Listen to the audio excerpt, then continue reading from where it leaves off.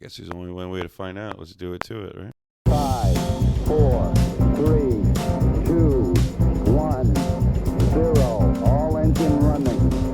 Liftoff. We have a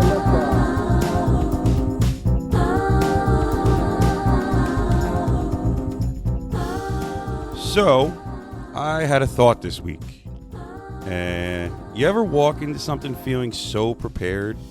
Like, you got the whole thing drawn up on the blackboard, the plan, the flow, here's how this is going to go. Nice and neat. Nothing can go wrong. And then life walks in, grabs the eraser, and just clears the whole thing. Like you're not even standing there. Well, that's this week in sports. That's episode 49. Because everybody had a plan A. Everybody. And then boom, the script breaks. Calls get weird. Momentum flips. Somebody gets hurt. Somebody gets fired. The crowd turns on you. The market shifts. And now you're not running what you practice. Now you're running to stay alive. And that's the theme today. Plan A is what you draw up. Plan B is who you actually are. We're going to get into Championship Sunday. And I got to be honest, I love these matchups because this is where you find out who's real and who's just been surviving on the good vibes and the hot streaks.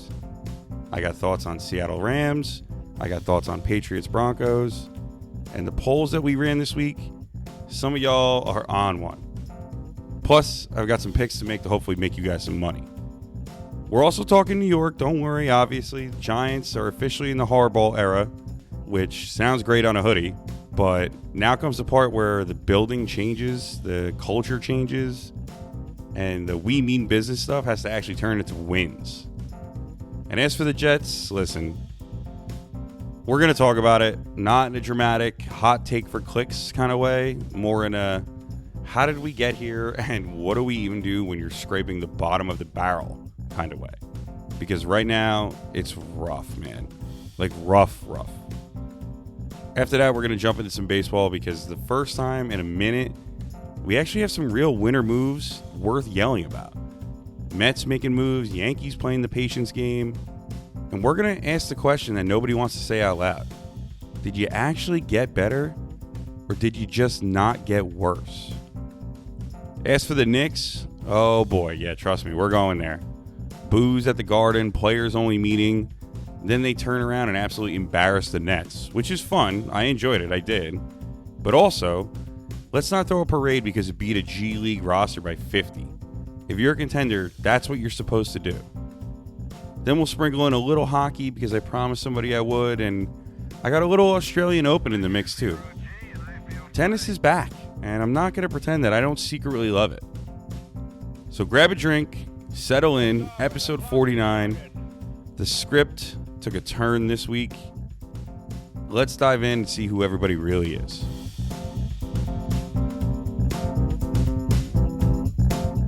Tranquility Base here. The Eagle has landed. So let's just dive right into some football because there's really only 2 weeks of games left, and then the rest is just draft and offseason mumbo jumbo. And this week was the perfect example of what I said in the intro. The script gets erased, and then you find out who people really are, who teams really are. And we'll start right there. We're going to start with the divisional round recap first because we have to. I mean, the Broncos-Bills was basically, there was a football game with chaos and shoulder pads on. Denver didn't just win. Buffalo basically handed them the keys to the car and said, just total it, take it, get out of here. I mean, 5 takeaways is insane. And Josh Allen, listen, I'm not doing the Allen is trash thing. Allen, he can't win the big one thing. That's lazy. But 4 turnovers in a playoff game, man, and overthrowing your tight end on a go-ahead score, and underthrowing your wide receiver for also a go-ahead score, that's the kind of stat line that follows you around like a shadow going forward, man. That's the Sam Darnold of old, the seeing of ghosts kind of line. Really, really a tough look for old Joshy boy there. But the officiating, man, the This is the one where this is the kind of stuff where the fans go nuts, right? It's like the Saints of old with that pass interference. I don't know, man. It wasn't just even the call. It was the whole process of what happened. So if you missed it, huge play in overtime, deep pass down his team. Josh Allen hits Cooks. Cooks looks like he comes down with the ball. Looks like it might have got ripped out and taken. I mean, the one play turns into a whole circus. It gets ruled a catch. And then it's an interception. And then it's just sitting there in limbo. Nobody really knows what's going on. And then Buffalo has to burn a timeout because the league can't get its own operation together in real time. Should we look at it? Should it not? Yeah, I thought all turnovers are considered reviewable. That's the stuff that changes games. Even if the final call is right, I mean, you're messing with momentum. You're messing with the clock. You're messing with the team's ability to breathe or rely on the momentum or keep the ball moving. I mean, in January, that's brutal. By the letter of the law, it looked like a catch, but then it also gets wrestled away from him. Was he down already? Was it even a catch? I'm sure Des Bryant and Calvin Johnson were half smiling at home knowing that they went through the same bullshit. But the wild part, out of all of that, Denver made it through, and they lose their quarterback. Bo Nix fractures his ankle in overtime. Surgery, done, season's over. With the AFC Championship staring him in the face. That is the literal definition of the blackboard getting wiped away from you. You win the biggest game of your season, and immediately you're staring at plan B like, okay, so now what? And that brings us to the Patriots-Texans game. Weather game, ugly game, and the Patriots just did what good teams do in these spots. They didn't try to be cute. They let the defense dictate the game. They let the other team make the mistakes, and they capitalized on them. Stroud throwing 4 picks. You guys talk about Josh Allen with 4 turnovers. Stroud throwing 4 picks. That's a nightmare scenario. Because now the conversation turns to, it's not scheme. It's not about, it's about trust at this point. It's not how do we get better next year. We were close. It's what happened to our identity. What happened when it got loud? Like, is this the guy that we even want to build around going forward? Crazy what a turn of events that game was. CJ Stroud looked terrible. And it sucks. It's tough to put it on the kid. But, hey, man, in the biggest spots at the quarterback position, that's the role of it. You got to take the slings and arrows, even if it's not your fault. But especially this time because it was your fault. From there, we move on to the Rams and Bears. And this is the one where if you're a Bears fan, you're probably sitting there like, I hate this team, but I also think we might be okay. Because Caleb Williams is playing hero ball. And hero ball is intoxicating when it works. I mean, that late touchdown to force overtime, that was one of the cleanest throws I've seen since the last week when he did the same thing. I mean, that's the stuff that makes you buy the jersey again in a different color. That's the stuff that makes you text your friends, I believe in this team again. But, hero ball also has a bill waiting for you at the end. Throws the overtime pick, game over, sees it over, see you next year. That's the warning label. It's all fun and games until you're down a point and you think every play needs to be a movie scene. I will give Caleb credit, though. Him and Ben Johnson have figured something out. And with another full offseason under their belt together, I can see this Bears team being players in the NFC for the next couple years at least, for sure. And lastly, Seahawks-Niners. Well, I saved this one for last because Seattle took care of business and let you get in bed early. They let you turn the game off and say, okay, that's enough. That wasn't a close for 3 quarters type of win. That was, we're better, and you're going to feel it immediately. We're going to kick your ass, and that's that. They look like a team that knows who they are right now, what they want right now, and that's to go to the Super Bowl. So with the divisional round recapped and you guys all caught up, before we get into championship weekend, which going to be great games, like I said. We got to touch the locals. And we'll start with the Giants first, then the Jets, because the Giants landing Harbaugh, it's a real move. It's not just a headline hire. That's a we want adults in the building hire. And the funniest part is how people instantly start doing the power structure conspiracy thing, why it took him so long to sign his deal. Harbaugh in the press conference comes right out and basically said, relax, that's all overblown. I report to ownership and I'm working with Joe Shane.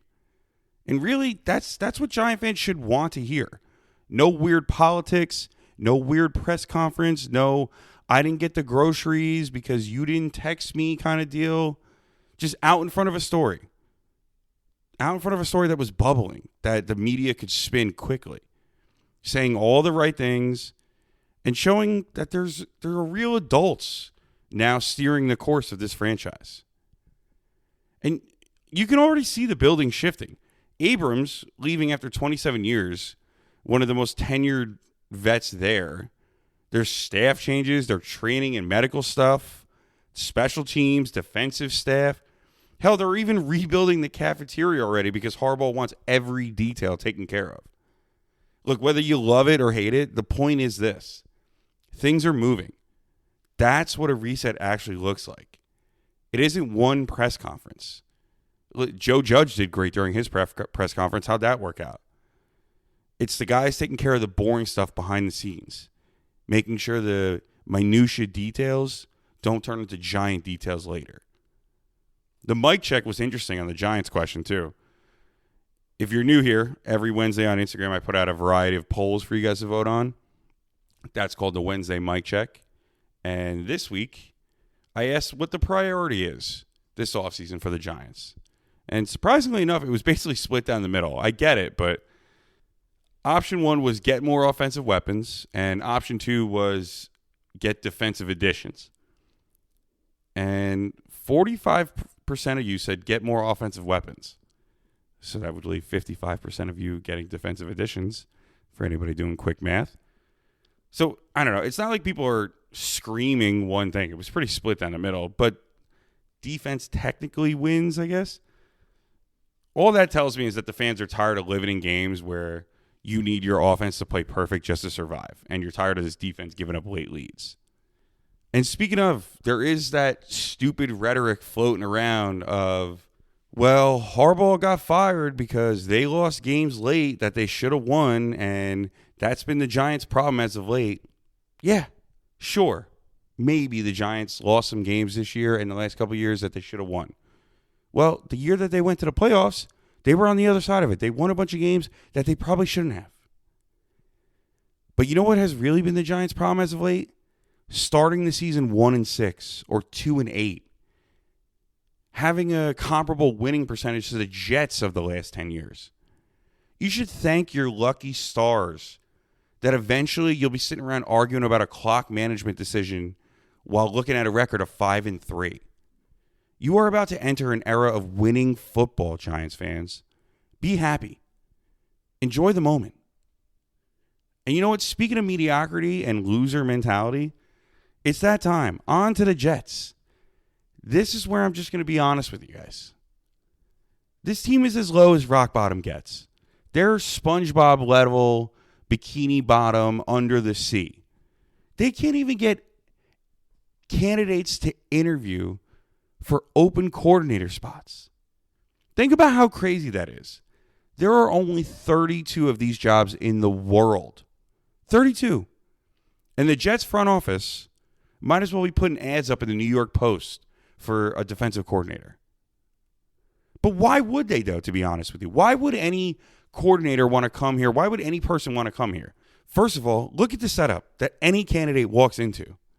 You come in, you don't have a quarterback, you don't have structure, you have an owner who constantly gets impatient or sticks his hands where they don't belong, and if you have a bad season, or hell, even half of a bad season, Aaron Glenn is probably fired, which means in the long run, you're probably fired.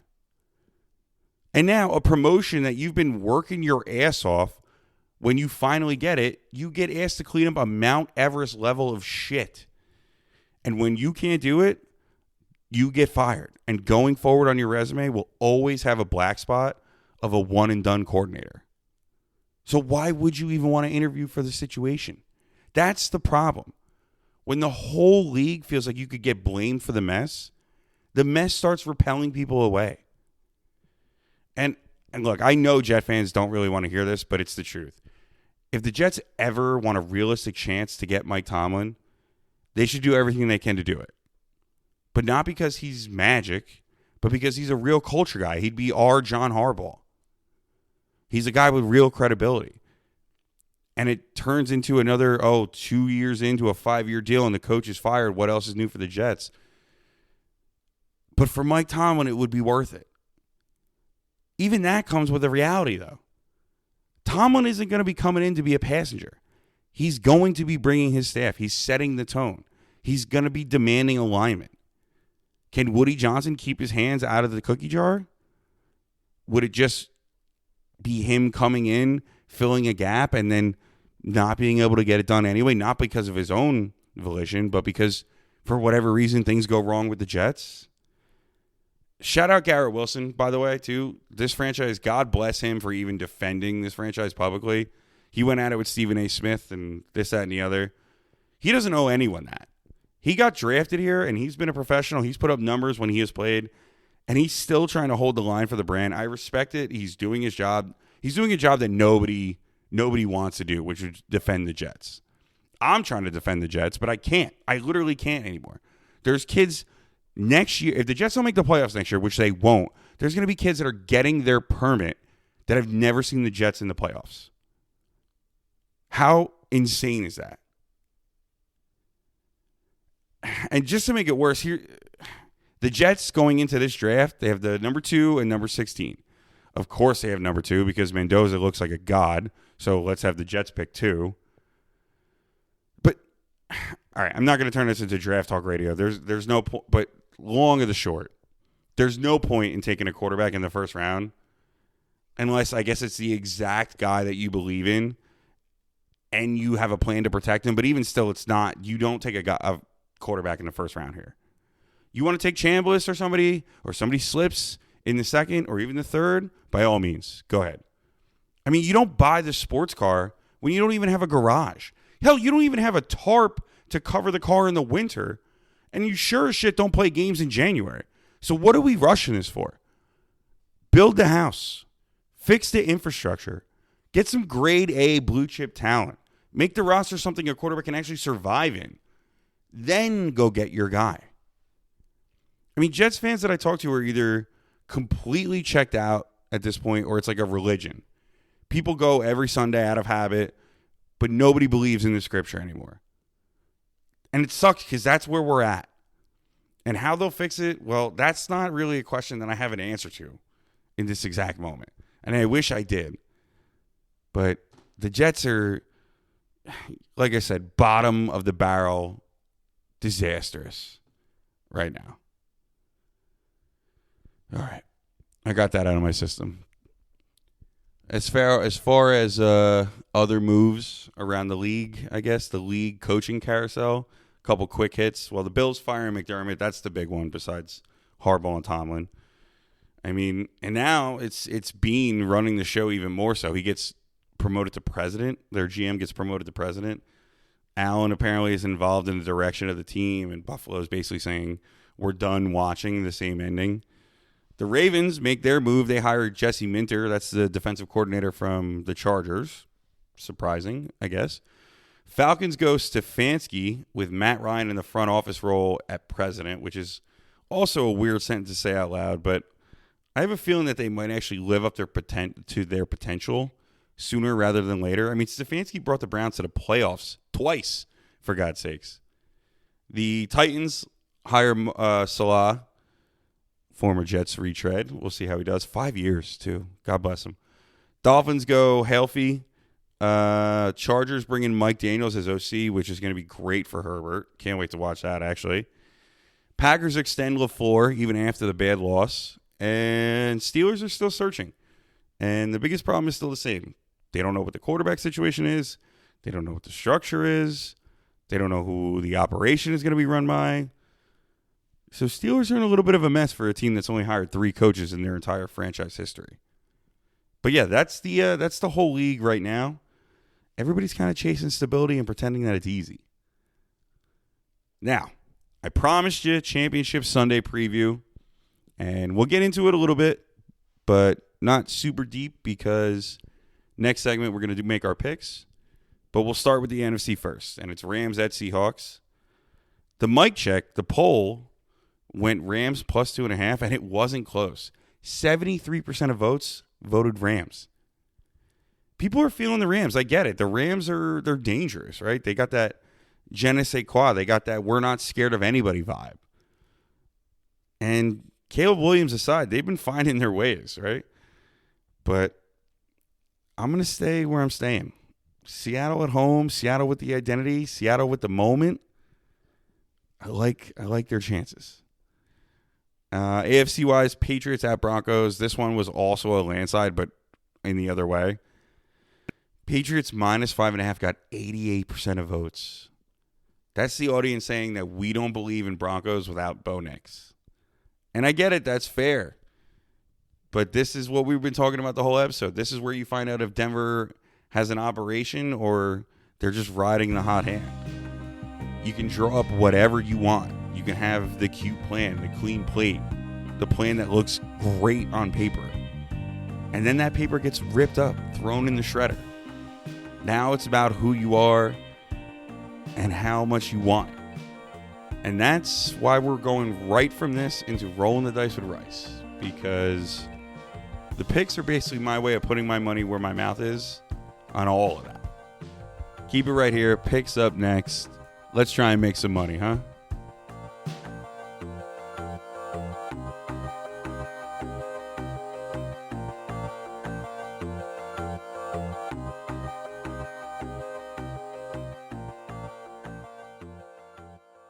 Staying right on brand with the episode, Plan B coming into full effect here.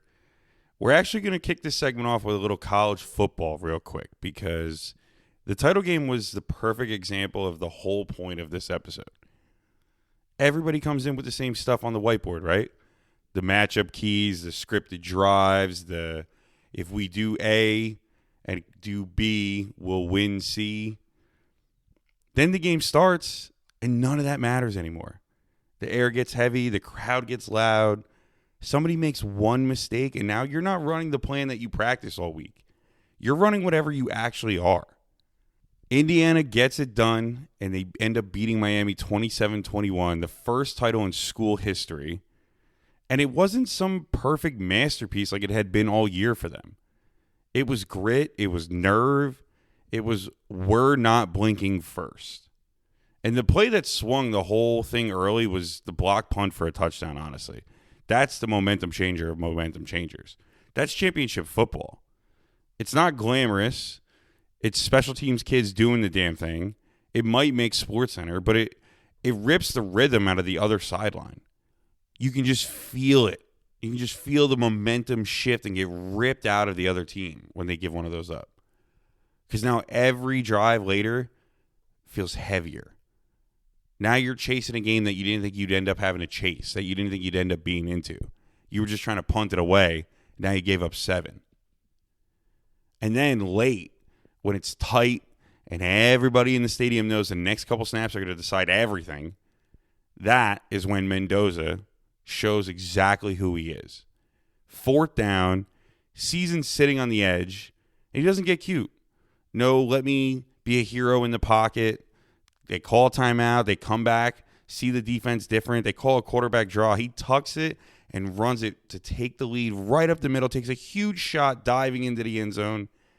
That's a highlight that's going to get shown forever. And that's not a highlight decision by him either. That's a winning decision. That's a quarterback saying, I'm not waiting for the perfect look. Give me the ball. I want the ball. Winners want the ball, right? Replacements, who wants the ball? I'm taking this game right now. That's the difference between a guy trying to look like the main character and a guy that's actually trying to win a title and is the main character. And not to shit on Miami either. Miami had chances. They pushed late. They had the ball with life left. And then the interception happens. It's a bad throw. Well, it's not a bad throw, but, a little, not enough touch to it. Gotta arc it over a little bit more. But that's it. Done. That's the cold part about football, too. You can play a good game, a great game for 3 hours.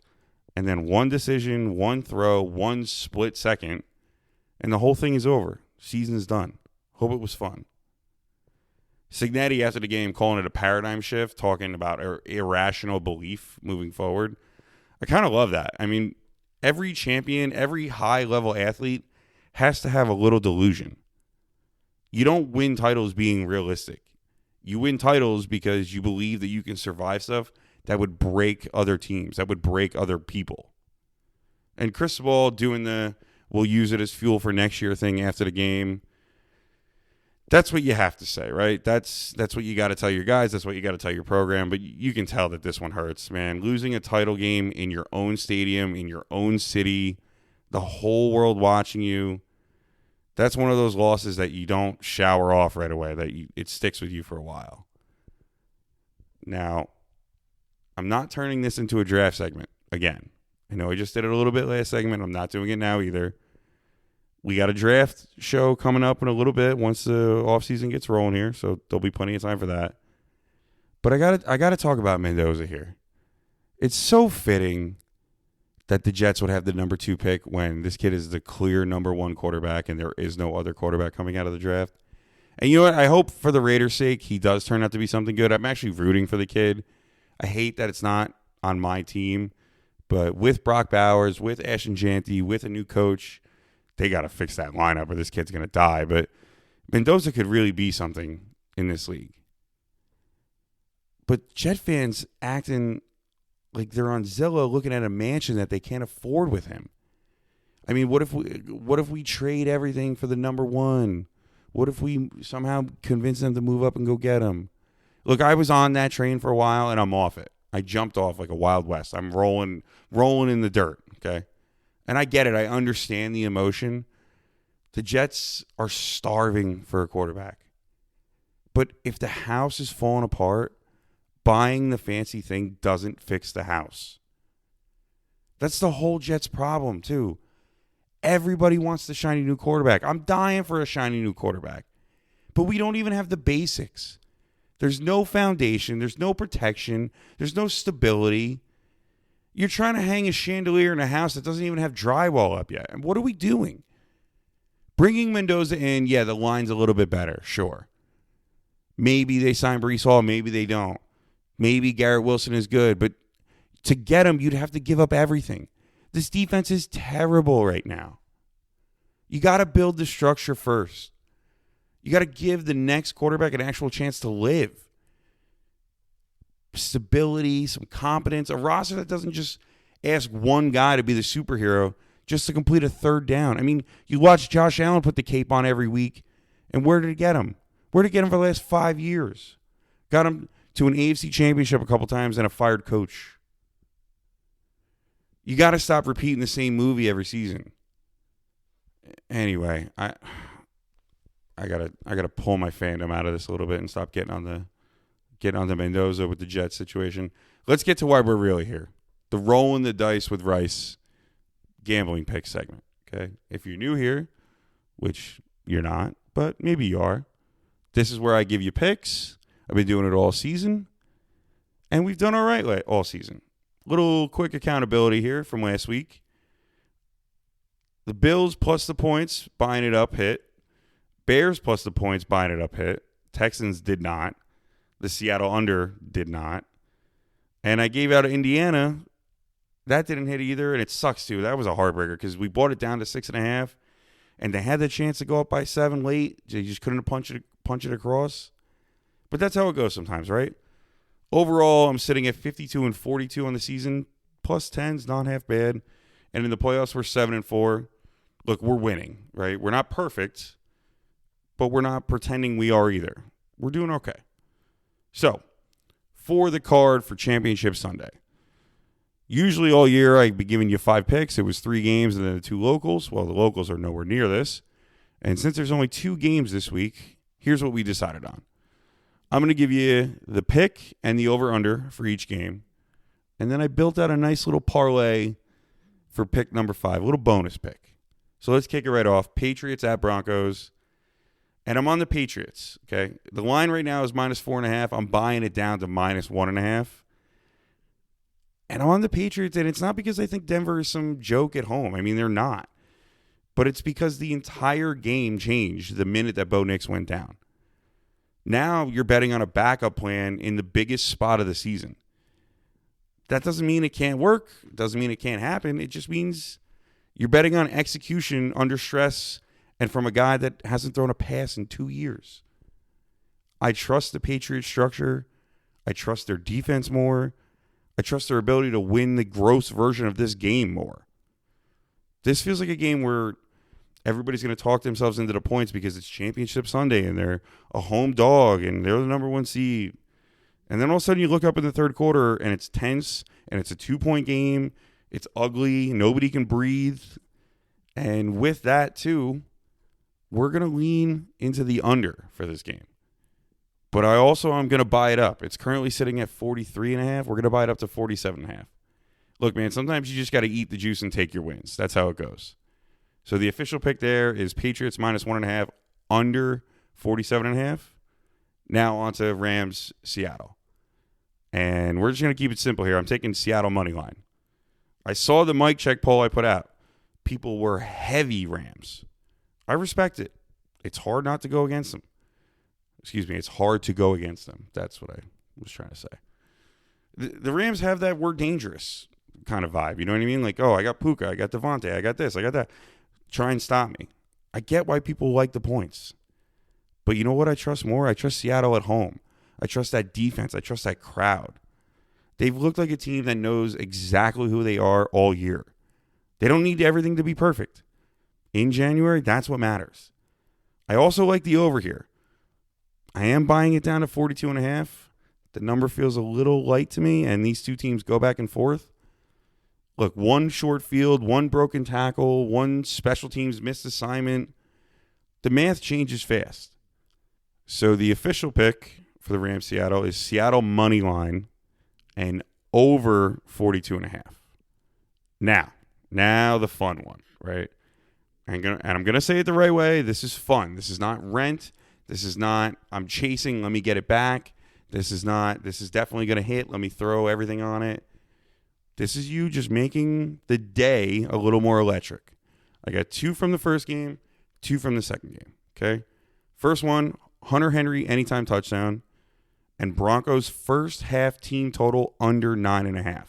I know it sounds like a mouthful, but Hunter Henry has been Drake May's go-to guy, and Stephon Diggs is probably going to be blanketed by Patrick Surtain. So I love a Hunter Henry touchdown, and Broncos first half team total under 9.5. The game's going to go so fast for Stidham. He hasn't played in 2 years. The first half, there's no way that they put up 10 points. Maybe a field goal or 2, maybe even 3 field goals to make it 9. But under 9.5, I love that for Broncos. Now, second game, JSN, Jackson Smith and Jigba, 70-plus yards receiving. And then Kenneth Walker, over 2.5 receptions. Charbonnet is out. And they like to do some swing passes.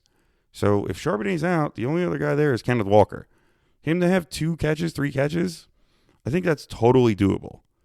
For that parlay, that's 986, plus 986, which is almost 10-1.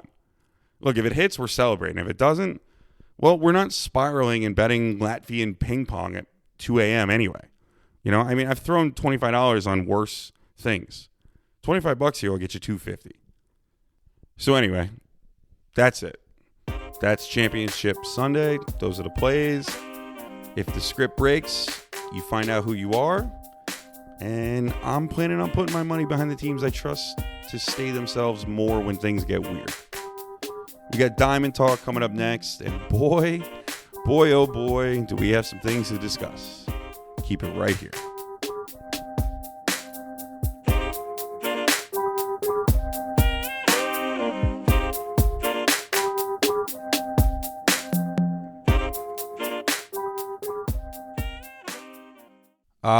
Yes. Finally, some baseball. We've been living in football chaos for months, and now MLB finally decides to wake up and start acting like itself again. Got money flying, fans melting down, front offices doing chess moves, and everybody pretending that they're calm while their group chats are on fire, talking smack to each other. So let's kick it off in Queens, because first and foremost, I need Met fans to stop doing the thing where we treat the past like it's still negotiable.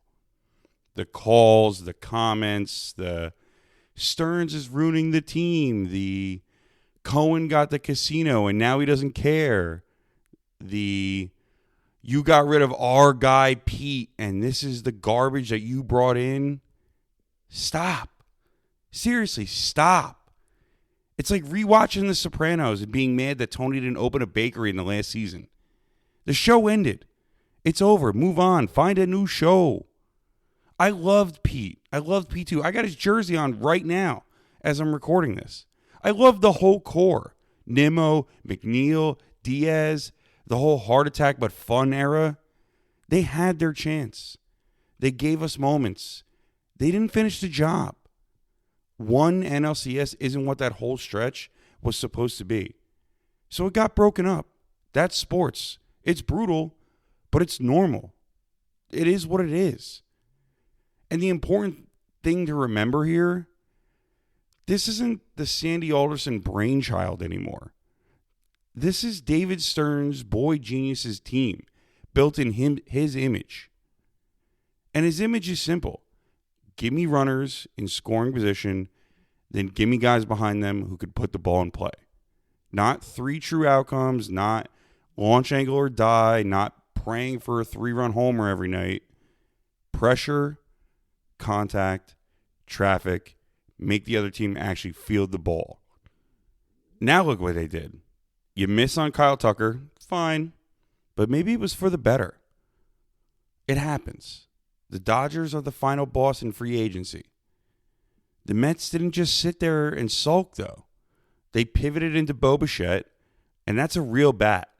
A bat that fits exactly what Stearns is trying to do. Put the ball in play.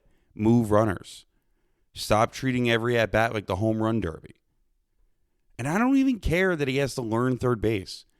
People keep clutching their pearls like, oh, he's never played there before. Okay. He's a shortstop. He can transition to third. He'll be fine.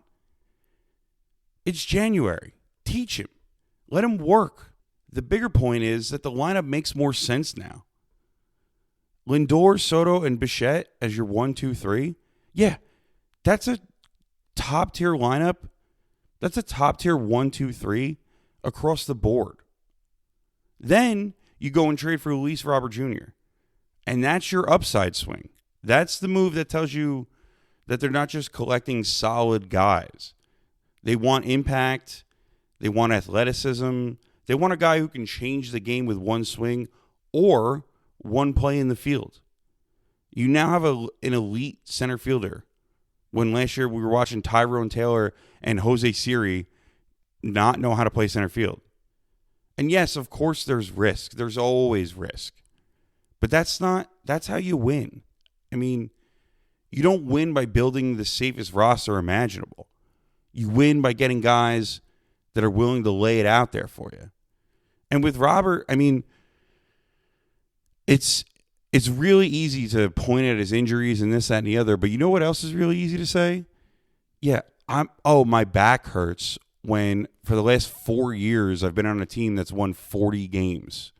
You know, something tells me being around Soto, being around Lindor, being around Simeon, he's going to, have a little more will to play through an injury or play through a sore back when they're chasing 90 wins, not just trying to wait till the end of the season playing in the south side of Chicago where it's cold as hell till June and we only have 20 wins on June 20th.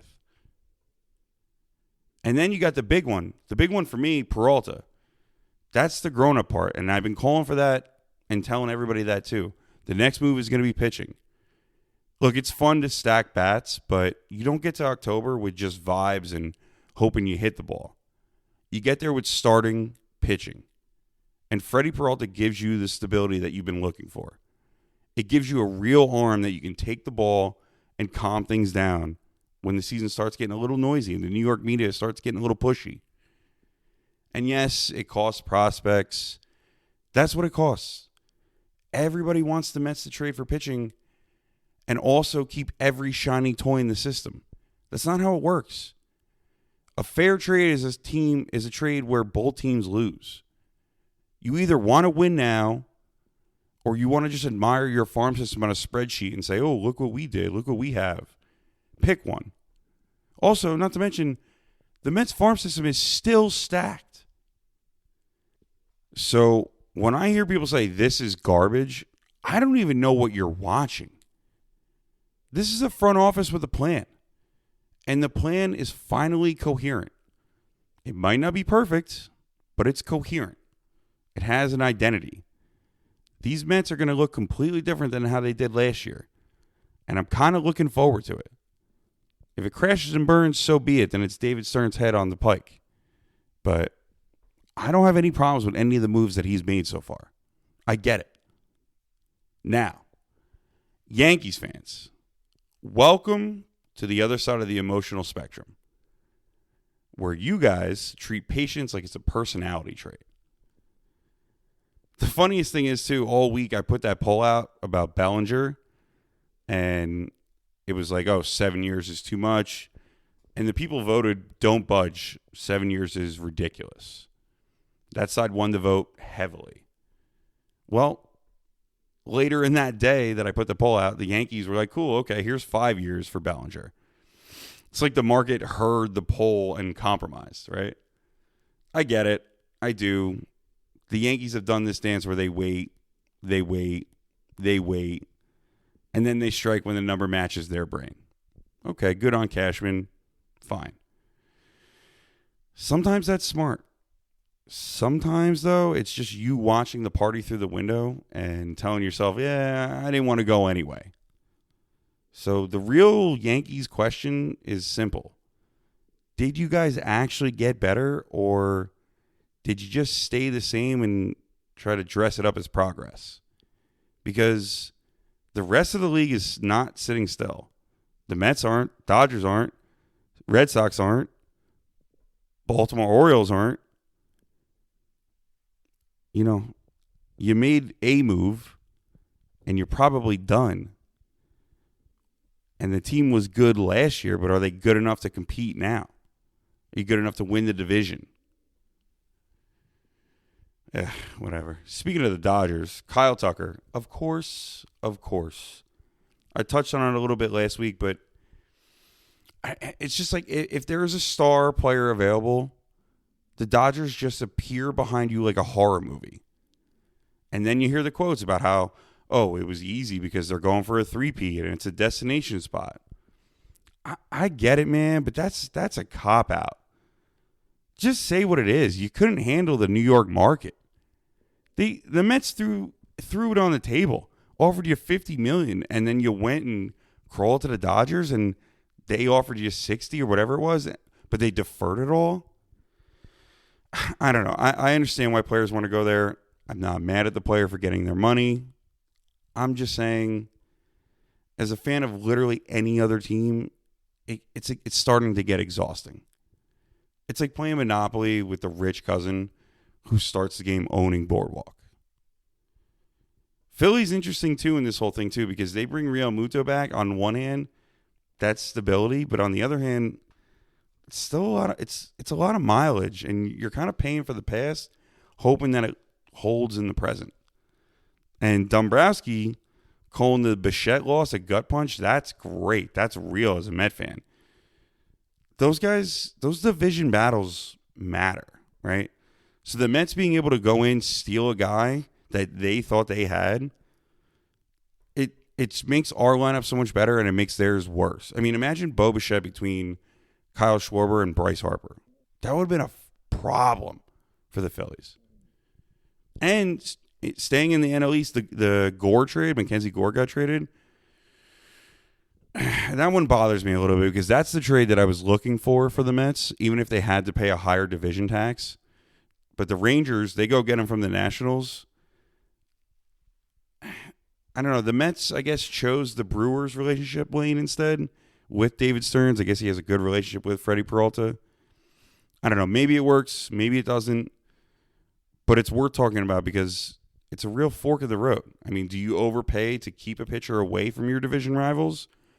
Or do you trust your own process and just go to try to find the right deal? And one more quick Mets thing before I wrap this up, before I get done with baseball. Carlos Beltran, our boy, gets into the Hall of Fame. And the only real reason I'm bringing this up is because it's kind of a fun argument. Which hat? Mets or Royals? Royals drafted him, brought him up, got him to who he was. But you could argue he had the better career with the Mets. And, that's not just a hat that you don when you go into the Hall of Fame. For the respective team, that's a forever roster spot, right? That's who gets to claim you in the history books. And speaking of Hall of Fame, while we're here, I'll say it once and I'll move on, and I promise.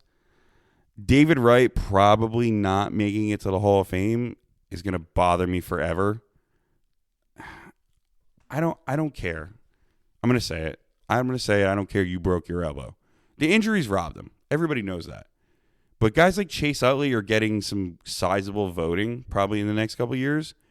And his numbers are right next to his while he missed 400 games due to injury. So I know the best ability is availability. But if I missed 400 games and my numbers are comparable to somebody that is getting in the Hall of Fame, don't you think I should maybe at least get a little more than 6% of the voting, 8% of the voting, whatever he got? That's the part that stinks. I can go on a diatribe forever about the voters and the baseball writers and this, that, and the other. But I don't know. I think the Hall of Fame system needs a rework. But anyway, that's baseball. The Mets are building something new, and the Yankees are trying to be smart, and they are being smart. But I think they need to do a little bit more. Dodgers are just playing on cheat codes using the Game Shark.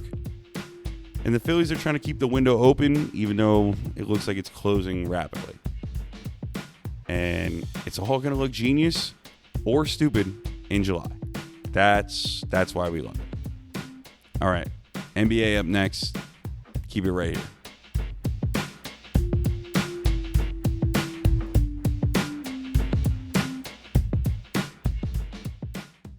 So, the Knicks. Oh, boy, the Knicks. Well, I mean, this week was basically the full Knicks experience and fast forward as of late. The high expectations, the bad vibes, the boos, the overreactions, the blow it up crowd. And then the very next night, you're sitting there smiling like nothing happened at all. And it all starts with the Mavs game at the Garden. 114-97, Knicks lose, and it never felt that close. That was one of those losses where you're not mad because you missed shots, you got bad calls. You're mad because it looked like you were just late to everything. You had no effort. You were late to loose balls, late on rotations, late getting back in transition. It was the kind of game where the crowd starts booing and you can't even argue with it because it's like, what are we supposed to clap for? And I know, some people get sensitive about booing like it's disrespectful or whatever. I'm not one of those people. You paid your ticket. You deserve to say whatever you want to say. If you want to call the Garden the Mecca and you want to be treated like a contender, then you're also going to get judged like one. You don't get the love without the standards. Those boos weren't, we hate you. Those boos were, wake up, be better. You're better than this. So after the game, the players only meeting happens. The not dreaded, but something you don't really want to see from your team, but something you do want to see from good leaders on your team, and that is Brunson 1,000%. So Brunson basically saying, we'll handle it in here, in-house, we'll handle it in here.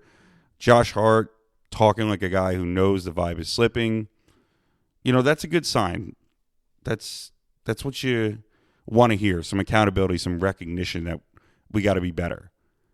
And I'd rather hear that than the fake PR stuff. We go out there every day and da-da-da-da. They just pretend that everything's fine and the ship is tilted. No, I don't want that. I want guys panicking. Not panicking, but I want guys knowing that something is amiss and being willing to go fix whatever's wrong. And it's funny, too. That's the mic check poll was interesting this week because it tells you where the fans' heads are at. So, Knicks slump, how do we fix it, right? The options were ride it out or shake it up, make a big splash. Players only meeting got 43%, and it's time to make a big splash got 57%. But what's funny is the way that it changed throughout the day. Early on, I put it up at 9 a.m. It was probably 2 o'clock. Pretty much everybody was screaming, make a move, make a big splash, change something. Then literally by 6 o'clock, I guess people calmed down a little bit. And it's still finished almost even, but you can literally see the mood swing in real time. And that's the Garden. That's New York. You lose one ugly game, and people are ready to trade your entire starting lineup for a bag of basketballs and a second-round pick and some salary cap help. And then what happens? Then, of course, the Knicks turn around, and they absolutely embarrass the Nets. It's 13 straight now. They beat them 120-66. That wasn't a win. That was a public service announcement.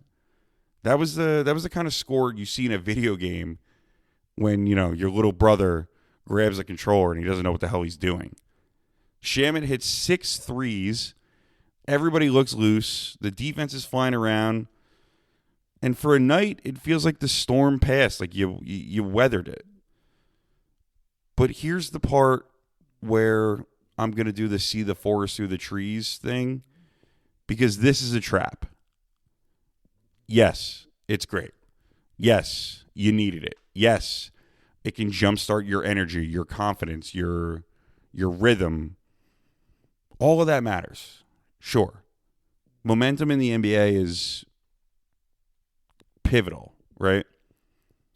But you also have to remember who you played. The Nets right now are basically a G League roster with a zip code. They're a mess. They're not trying to win games. They're just trying to survive the season, find a direction, and hope that they don't lose the rigged draft lottery again. So if you're the Knicks and you want to be taken seriously as a title contender, beating them by 50 isn't some miracle. It's expected. It's what you're supposed to do. That's what good teams are supposed to do, beat the bad teams. That's the baseline. The important part is whether you can take that energy and carry it into games that actually test you. Can you defend without fouling? Can you rebound when it's uber physical? Can you execute late without getting stagnant? Can you avoid the games where it feels like you're sleepwalking and just waiting for the talent to save you? Because that's what the boos were about. It wasn't the one loss. It wasn't the stretch of losses. It's the pattern that's been forming. It was people watching a team with real potential play way below its standards and hoping that somebody just snaps them out of it and that they'll figure it out. And on top of it, the whole Cat rumor chatter with the big splash talk and he needs to get moved. Look, I don't particularly like Cat. I don't think trading for him was the right move. But he's here. And we have to make do with what it is. So all the trade talk, that's just what happens when the expectations of how good we were supposed to be meets the frustration of how we're actually playing. It doesn't mean the Knicks have to panic trade right now. But it does mean that the pressure is real. It means that the building is paying attention. The fans are paying attention. It means you don't get to drift for a month and just expect everyone to be patient and forgiving while you figure it out. This is New York. This is New York, not North Dakota, to quote Donald Greca. Anyway, yeah, look, I enjoyed the Nets beatdown, and I laugh at the score. I laughed at my net friends. I'll take the confidence boost. But from here, what I want to see is I want to see them start stacking it. Start stacking the confidence. Start stacking the wins. Because the goal isn't owning Brooklyn. You already do that. You've beaten them 13 straight games. The goal is being the last team standing in June. To be the team not just raising the NBA Cup trophy, to raise the NBA Finals trophy. You know? Anyway, that's it for the NBA this week. I promised a listener some hockey talk, so we'll see how that goes. And I'm dying to mix in some early tennis before we close the show out. Last segment before we get you out of here. Keep it right here.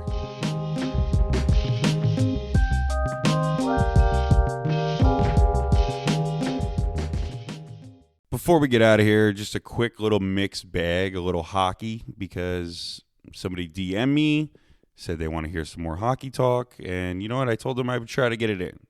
So here we are. And then we got some tennis because the Australian Open is back, and I'm not going to pretend that I don't love tennis.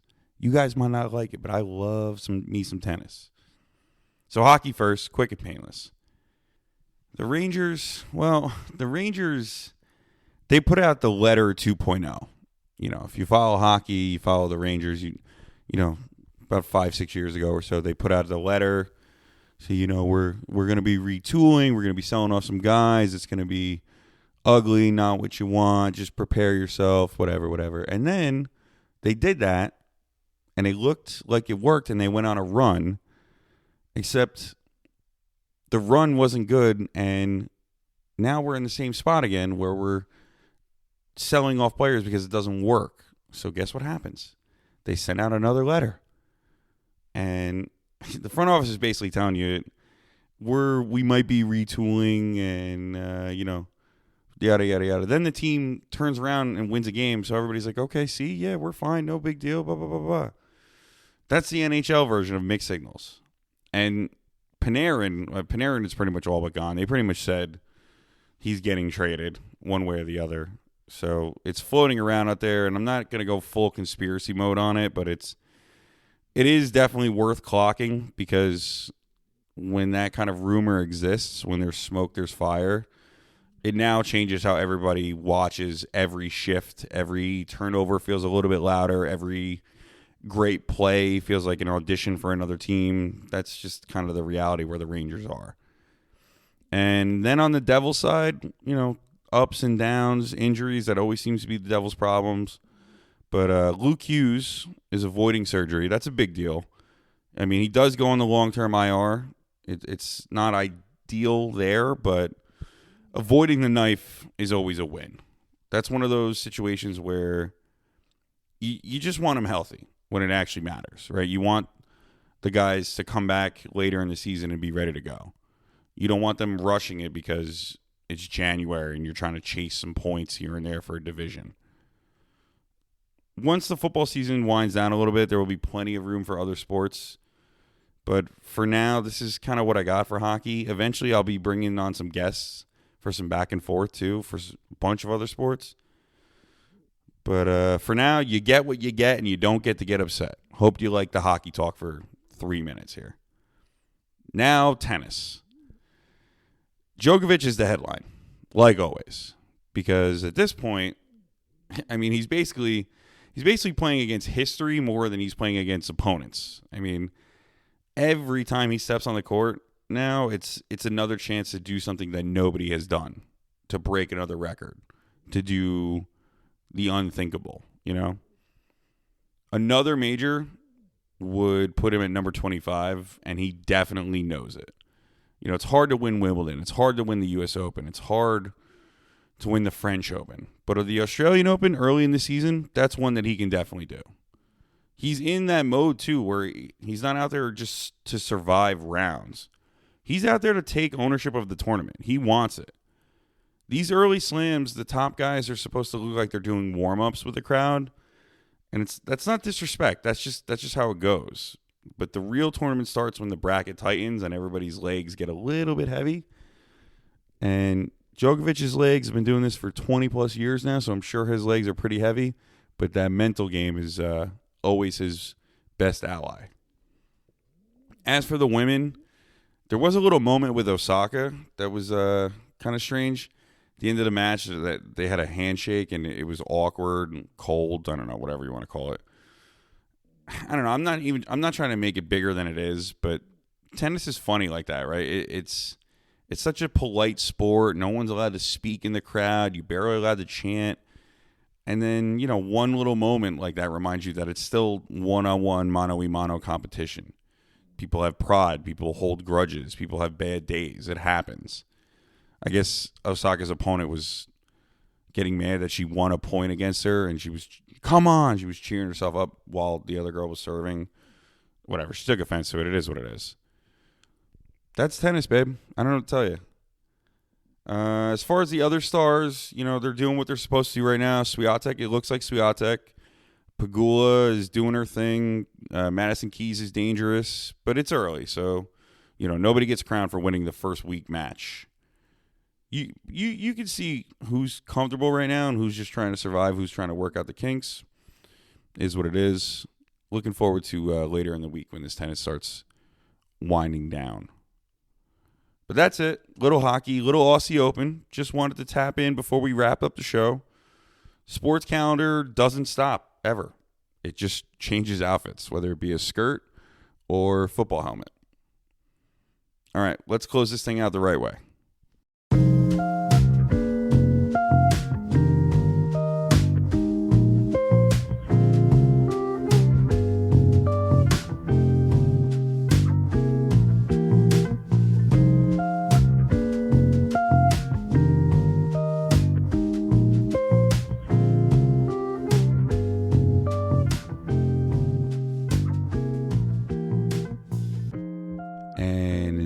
Is going to do it for us today. I appreciate you hanging with me through this one. Seriously, whether you're listening in a car or at work or at the gym or pretending you're just on a walk for 45 minutes so you can get some peace and quiet, I see you out there. Thank you for tapping in with the Rice on the mics. Thank you for listening to the show.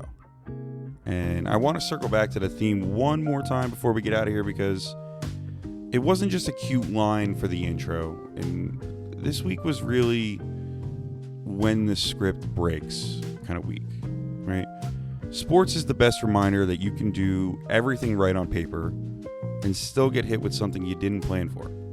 A bad call, a bad bounce, an injury, a slump, a front office decision you hate, one night where the crowd turns on you, one moment where you realize the plan you drew up is gone. The part that matters is what you do next, right? Because plan A is the stuff you practice. It's the stuff you go over, you master. It's the stuff you think you're gonna do, no problem. Plan B is who you are when the room gets quiet. And you gotta respond to that. That's the real test. Not when things are smooth. It's when things get uncomfortable. And that's bigger than sports. That's life. Everybody has a version of the season they pictured. The year they pictured, the job, the relationship, the timing working out. And then something happens. And you're standing there looking at an erased whiteboard like, okay, shit, now what? Well, here's the answer. You don't need to be perfect. You don't need the perfect plan. You just need the next right step. And you don't have to be flawless. You just have to be steady. Do one thing today that your future self will thank you for.